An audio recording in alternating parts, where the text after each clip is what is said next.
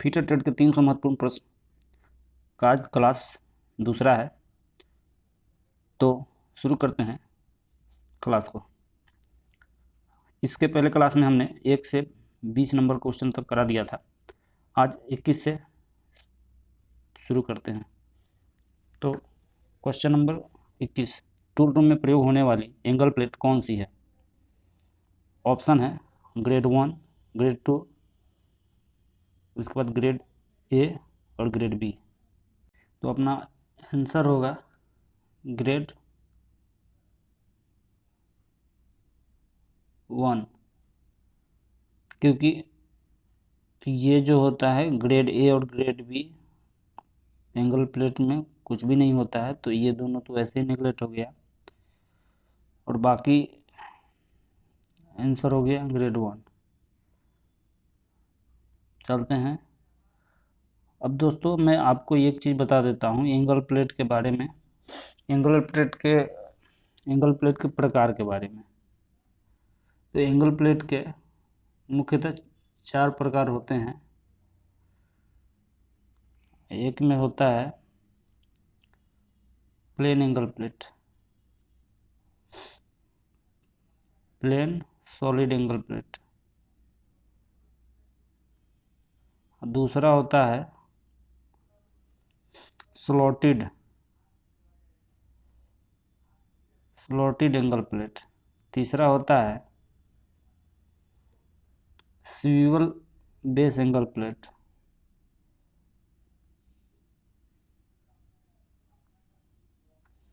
और चौथा होता है बॉक्स एंगल प्लेट। तो ये 4 एंगल प्लेट के प्रकार होते हैं। सबके अलग अलग कार्य होते हैं, जिसका एक मैं अलग से सेपरेट वीडियो बना दूंगा। अगले क्वेश्चन की तरफ चलते हैं।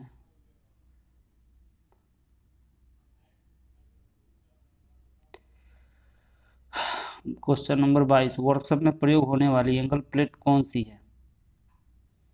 अभी टूल रूम के बारे में बताया गया था कि ग्रेड 1 का टूल रूम में होता है, तो वर्कशॉप के लिए हमें प्रयोग करते हैं ग्रेड 2 एंगल प्लेट। ग्रेड 2 के एंगल प्लेट को हम वर्कशॉप में यूज करते हैं। क्वेश्चन नंबर 23, एंगल प्लेट किसके साथ प्रयोग किया जाता है? ऑप्शन ए है सरफेस प्लेट, ऑप्शन बी है मार्किंग टेबल, ऑप्शन सी है कैलिपर और डी में है इनमें से कोई नहीं।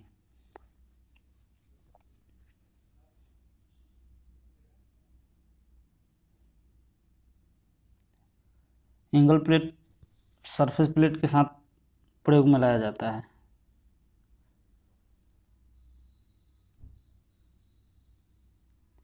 क्वेश्चन नंबर 24, स्क्रैपर किस धातु का बना होता है?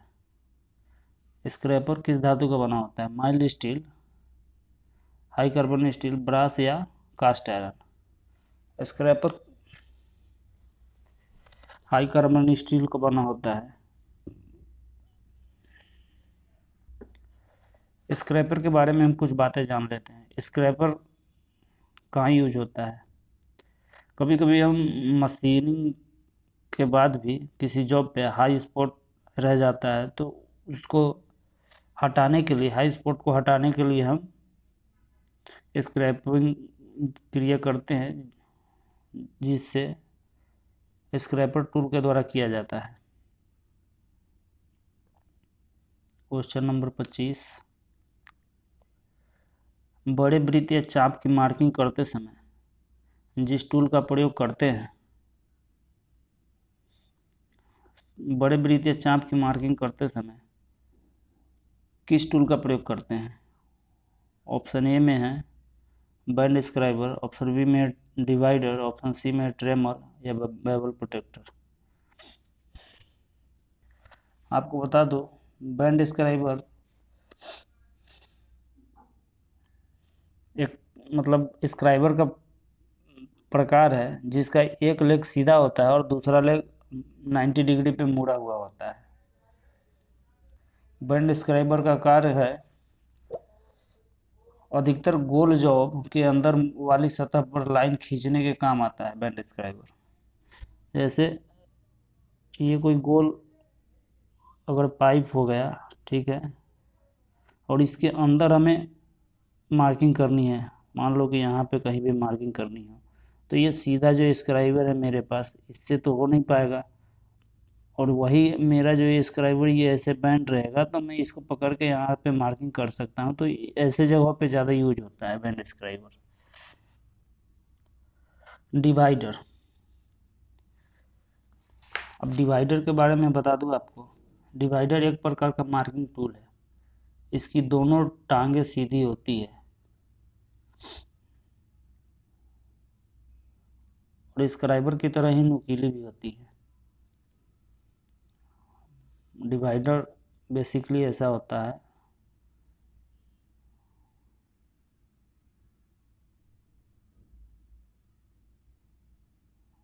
ये तो स्प्रिंग ज्वाइंट डिवाइडर हो गया, ये दोनों नुकीला होता है दोनों। डिवाइडर के कार्य, इसके द्वारा किसी जॉब को दो बराबर भागों में बांटा जाता है तथा वृत्त या चाप भी लगा सकते हैं। अच्छा, डिवाइडर का साइज होता है, मतलब डिवाइडर किस किस साइज में आता है, 50 mm, 75 mm,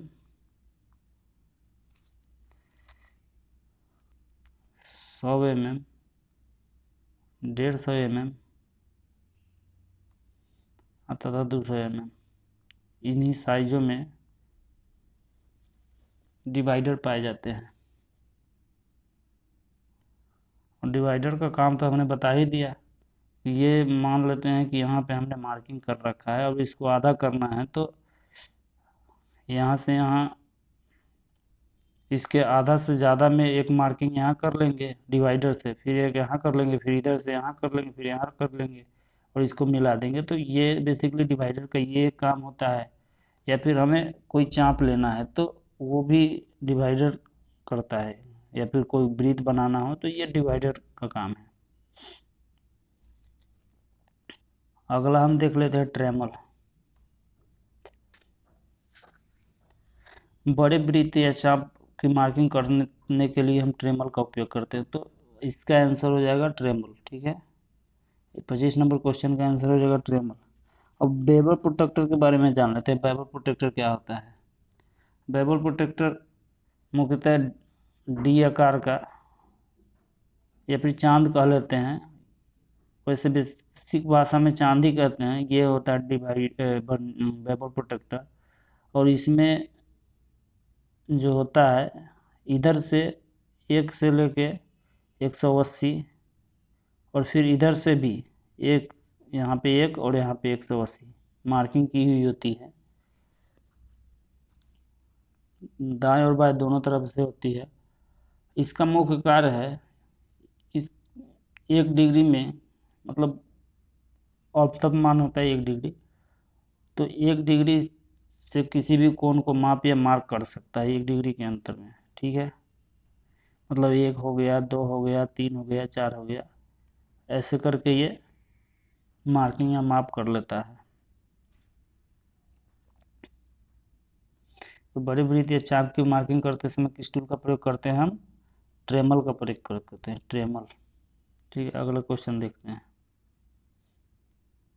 सरफेस प्लेट किस धातु की बनाई जाती है।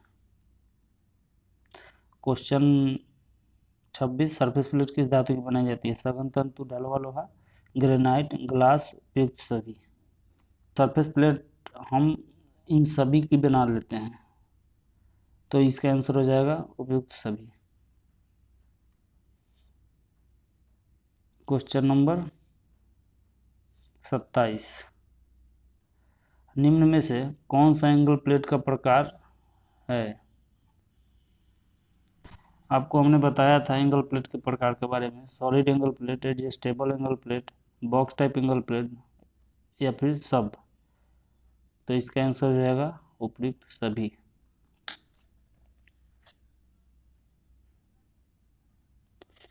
अगला क्वेश्चन देखते हैं। सरफेस गेज का दूसरा नाम क्या है। ऑप्शन ए में है ओडले कैलिपर, बी में है स्क्राइबिंग ब्लॉक, सी में है स्लिप गेज या फिर इनमें सभी।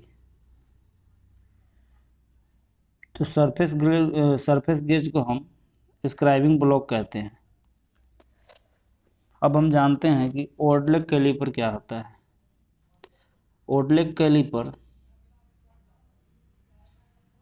कैलिपर का एक प्रकार है जिसका एक भाग, मतलब जिसका एक टांग, जैसे ये इस टाइप का कैलिपर होता है ना, तो ये ओडलेग कैलिपर में क्या होता है कि ये वाला ये मुड़ा हुआ होता है 45 डिग्री पे, ठीक है, और एक सीधा होता है।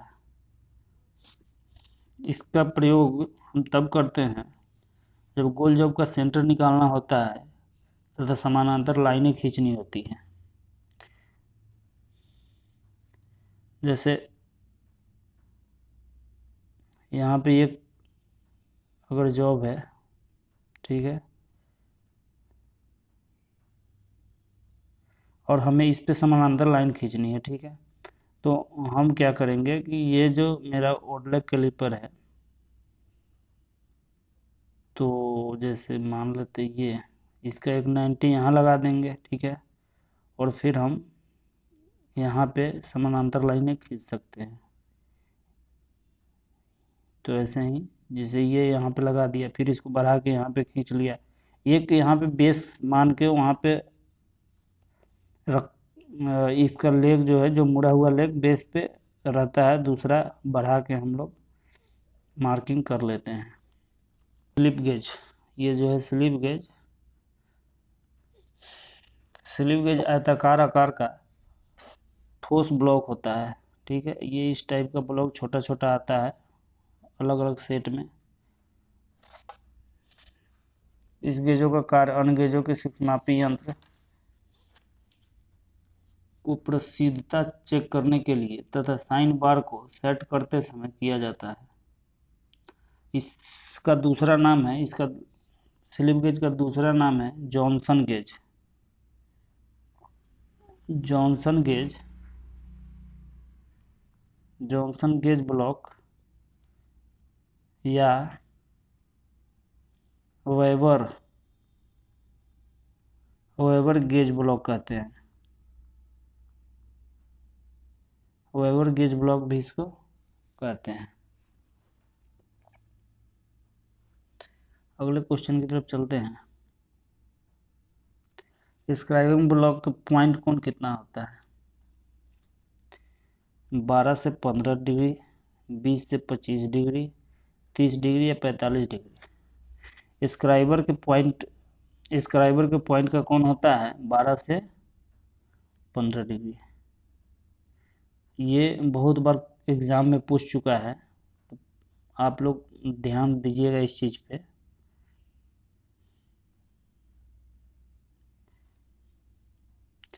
स्क्रैपिंग करते समय स्क्रैपर का झुकाव कितना रखा जाता है? स्क्रैपिंग करते समय स्क्रैपर का झुकाव 20 से 30 डिग्री, 30 से 40 डिग्री, 50 से 70 डिग्री या फिर इनमें से कोई नहीं।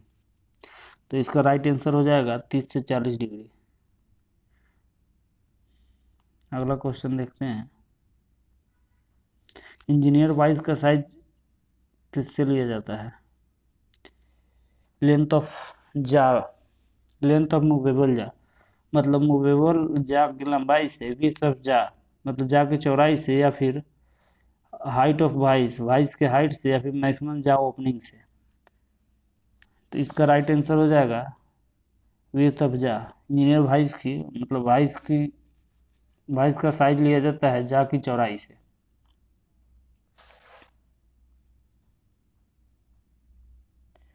अगला क्वेश्चन देखते हैं। वाशर का साइज लिया जाता है, कैसे किया जाता है? वाशर का साइज या फिर नामित वाशर को कैसे करते हैं? ऑप्शन ये है nominal dia, thickness, outer dia और नॉन ऑफ दीज। तो वाशर का साइज लिया जाता है नॉमिनल डाया से। ठोस पीतल को काटने के लिए किस पिच के हेक्सा ब्लेड का प्रयोग करते हैं? ऑप्शन ए है 1.8, ऑप्शन बी है 1.4, ऑप्शन ए है 1 mm या फिर 0.8 mm।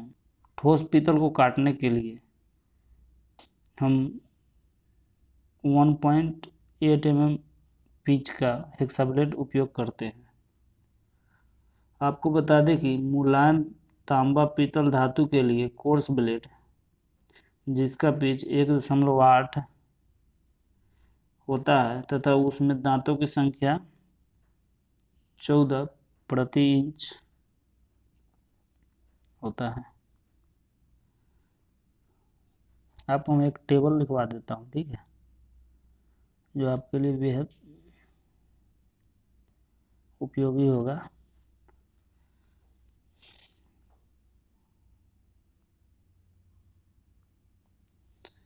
यहाँ पे हो जाएगा धातु, मुलायम धातु। मुलायम धातु में होगा तांबा पीतल जैसे धातु, इसके लिए पिच हो जाता है 1.8 mm, ठीक है। जो होता है कोर्स, इसको कहते हैं कोर्स, और इसके दांतों की इसमें दांतों की संख्या 14 होती है। उसके बाद होता है मतलब इसके बाद माइल्ड स्टील वगैरह, माइल्ड स्टील और माइल्ड स्टील कास्ट आयरन, इसका 1.4, ये होता है मीडियम। मीडियम इसमें होता है 18, दांतों की संख्या 18। उसके बाद होता है मीडियम कार्बन स्टील, इसमें जो पिच होता है 1 mm, ये होता है फाइन। इसमें दांतों की संख्या 24। अंतिम में होता है एलवाई स्टील को काटने के लिए, एलवाई स्टील या पतले ट्यूब के लिए 0.8 mm पिच, 0.8 mm पिच, और ये होता है वेरी फाइन, और इसमें दांतों की संख्या 32 होती है। ये आप दिख नहीं रहा है, बट आप सुन के अलग अपना लिख सकते हो, लिख लेना, बहुत फ़ायदा करेगा। अगले क्वेश्चन की तरफ चलते हैं। फ्लैट फाइल के दोनों एजे पर किस प्रकार की दांतें होती हैं? क्वेश्चन आप ध्यान से पढ़ना प्लीज, क्योंकि ये क्वेश्चन ऐसा है कि अब अगर आप जल्दी में करोगे कहीं भी एग्जाम में तो पक्का गलत होना है, क्योंकि यहाँ पे लिखा हुआ है दोनों एज पर, ठीक है, एज पर, और गलती क्या हो जाती है कि एज की जगह पे हम, ठीक है, एज की जगह पर हम फेस समझ लेंगे, तो फेस पे तो डबल कट होता है, तो ये दिक्कत हो जाती है, लेकिन एज पर सिंगल कट होता है, तो इस क्वेश्चन का आंसर हो जाएगा सिंगल कट, ठीक है। अगला क्वेश्चन, पतले ट्यूब को काटने में प्रयोग होने वाले हेक्साब्लेड का पिच कितना होता है? ये तो मैं अभी आपको बताया था। पतले ट्यूब के लिए 0.8 mm पिच का ब्लेड चाहिए होता है। अगले क्वेश्चन की तरफ चलते हैं। हेक्साब्लेड पर टीथ सेटिंग क्यों किया जाता है? ये क्वेश्चन कई बार मतलब बार बार एग्जाम में पूछता है। To reduce friction while cutting, मतलब कटिंग के समय जॉब और ब्लेड के फ्रिक्शन को कम करना है। या ऑप्शन बी में for cutting in more depth, मतलब गहराई में कटिंग करने के लिए। ओनली ब्यूटीफुल डिजाइन, मतलब सुंदर दिखने के लिए। ऑप्शन सी में सुंदर दिखने के लिए। For more details and deep working, मतलब अधिक गहराई में अच्छे से कटिंग के लिए।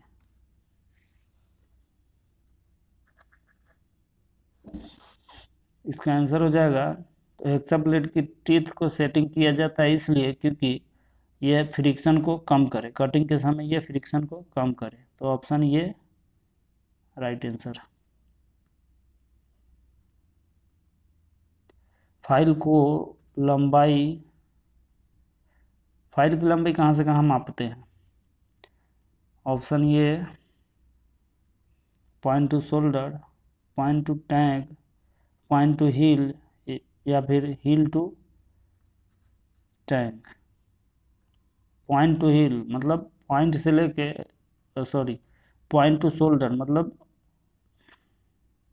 ये हेक्साब्लेड है मान लेते हैं, तो ये बोल रहा है क्या कि ये पॉइंट से लेके शोल्डर तक, ये शोल्डर ठीक है, या फिर पॉइंट से लेके टैंक तक, यहाँ पे टैंक होता है ये आगे तक, ठीक है, या फिर पॉइंट टू हील, ये पॉइंट टू शोल्डर से थोड़ा आगे हील होता है, या फिर फ्रॉम हील टू टैंक, या फिर हील से लेके यहाँ तक। तो इसका आंसर हो जाएगा पॉइंट टू हील, फाइल का साइज पॉइंट टू हील मतलब यहाँ से लेके यहाँ तक, ठीक है। अगले क्वेश्चन की तरफ चलते हैं। बॉल पेन हैमर की पेन का आकार कैसा होता है? गोल,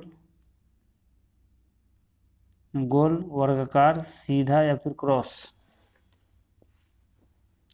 बॉल पेन हैमर की पेन का आकार गोल होता है, ऑप्शन नंबर एक आंसर। बेंच वाइज की ऊंचाई किसके बराबर होती है?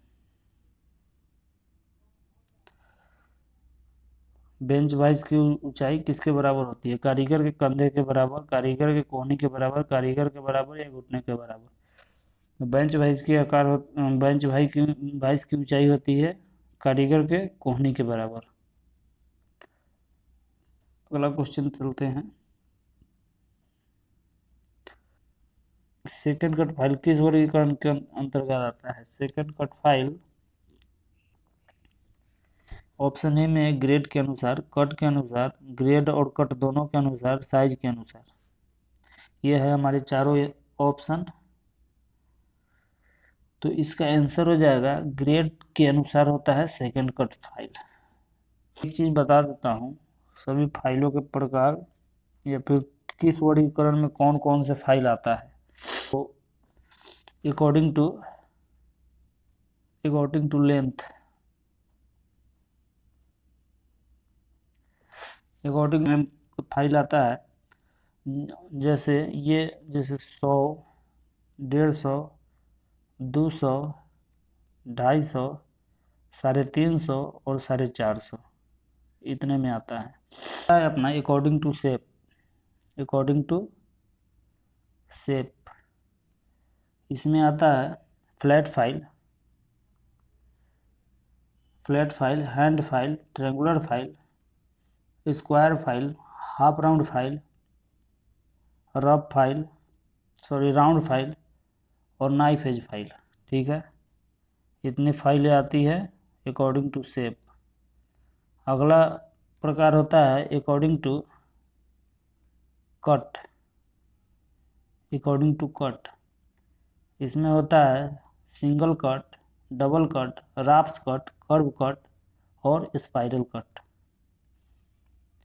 अगला प्रकार होता है according to grade. According to grade में file, bastard file, second cut file, smooth file और डेड स्मूथ फाइल। आज के लिए इतना ही, मिलते हैं अगले क्लास में, तब तक के लिए जय हिंद।